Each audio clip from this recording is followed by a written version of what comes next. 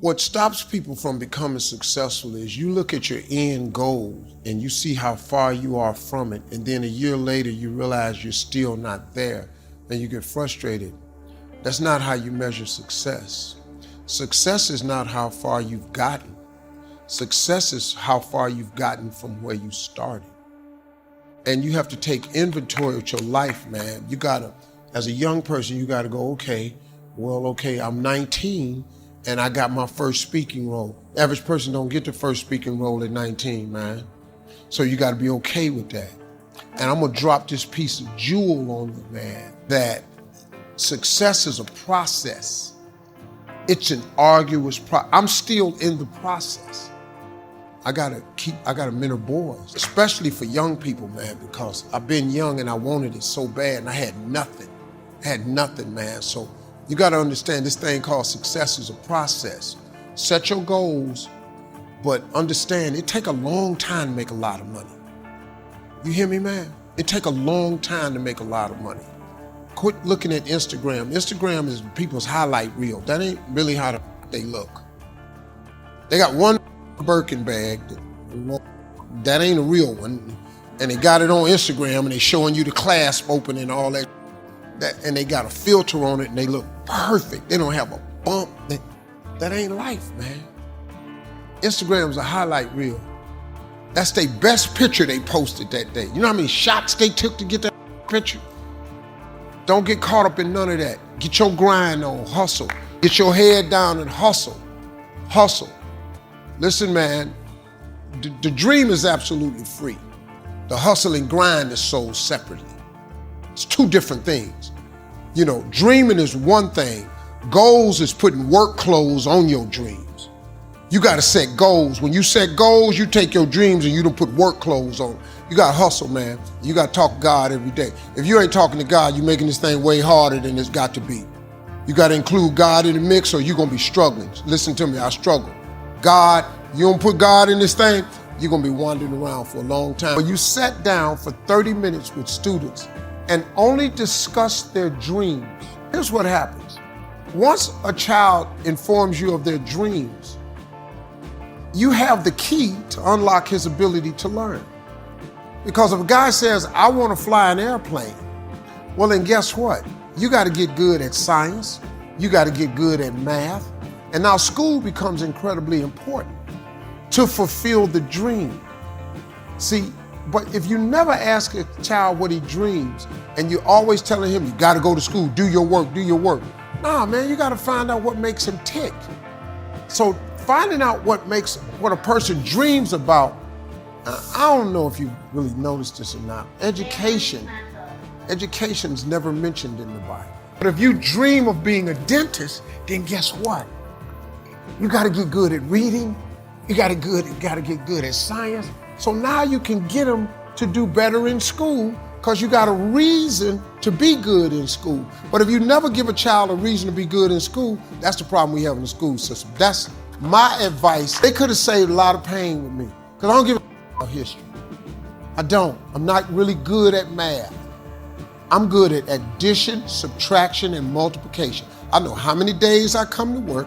I know how much I make each day, and I multiply that, and I know how much you owe me. That's all I need to know. The whole time, my whole ambition was to be on TV and to tell jokes.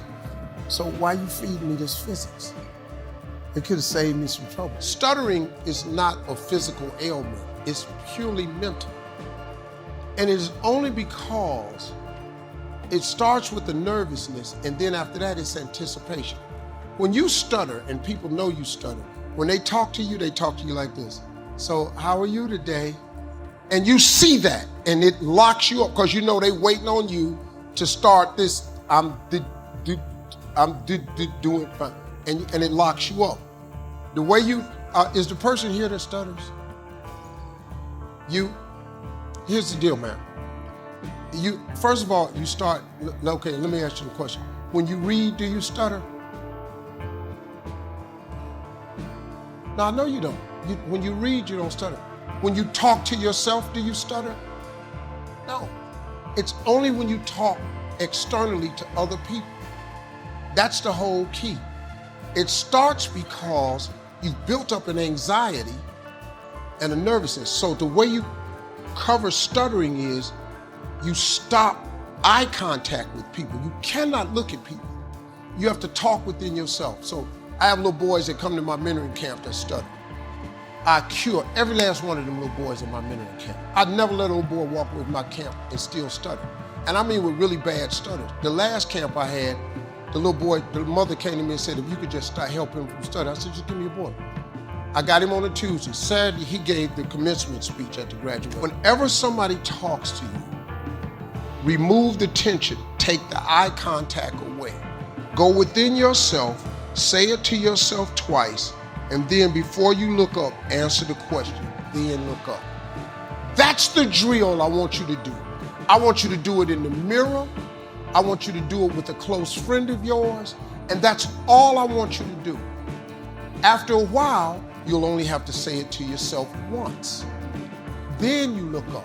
After a while, you'll be able to look at them, say it to yourself internally, then say it. That's it, man. I'm gonna give you the second drill. This is how you do it. This is it. This is how you cure stuttering. There's nothing else. Staying away from the ST sounds, PR sounds, all that. No, man. It's just you. It's going within yourself. Now, ain't this the dude that I saw on the camera dancing? Yeah, so you got an extroverted side. You just gotta let it out. Next thing you do, tell yourself, I no longer stutter, because it's mental.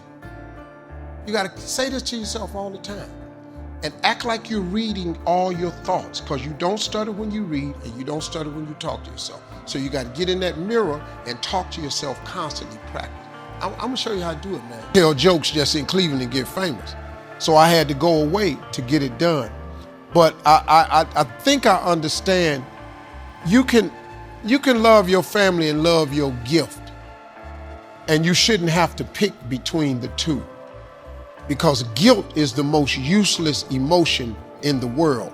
Guilt serves the purpose of no one except the person who's trying to apply it for manipulative purposes. Every time I've ever been guilty is because somebody, oh, you just done forgot us. Oh, so now you think you all that. No, I don't think.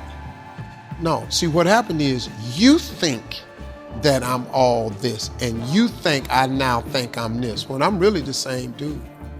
One thing I learned about money doesn't change people.